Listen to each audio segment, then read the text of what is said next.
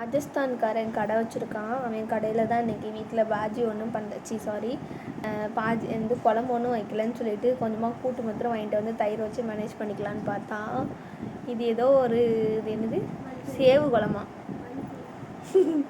சேவு குழம்புன்ட்டு நம்ம காரச்சவு இருக்கோம்ல, அந்த காரச்சவு மாதிரி தான் இங்கே இருக்கும். அந்த காரச்சவை குழம்புல போட்டு வச்சுருக்காங்க.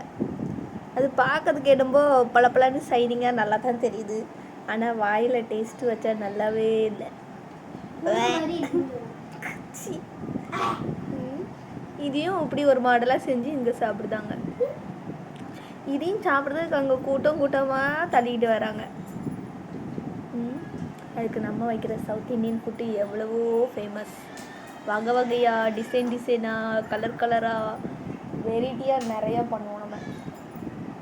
இவனுங்க குழம்பையும் கூட்டியும் பார்த்துட்டாலும் இதையும் ஒரு எங்கள் வீட்டில் உள்ளது வாங்கி சாப்பிடுறதுக்கு அங்கேயே போய் படுத்து கிடக்கும். அங்கே கிடைக்காதட்டு 3-4 சப்பாத்தியும் இந்த கூட்டியும் டெய்லி வாங்கிட்டு வந்து வச்சு திக்குது. நானும் சரி ஓகே என்னென்னி தான் இருக்குன்னு பார்ப்பேன். இன்னைக்கு நீ சொன்னதுக்காக வாங்கிட்டு வந்தா எங்கள் பாப்பா இப்படி இருக்குன்னு நான் நினச்சி கூட பார்க்கலையே. சேவு குழம்பா பார்க்க என்னப்போ பளபளன்னு தான் இருக்குது. ஆனால் பூரா காரச்சவு காரச்சவு உருளைக்கிழங்கு அப்புறம் அது கூட தக்காளி பழம் மசாலா எல்லாம் போட்டு என்னமோ பண்ணி வச்சுருக்குது. ஆனால் இங்கே எல்லாரும் யூஸ் பண்ணுறது அதிகமாக கிழங்கு தான். எந்த இதில் பார்த்தாலும் வடப்பாவிலேருந்து எந்த குழம்புல பார்த்தாலும் கிழங்கு தான் அதிகமாக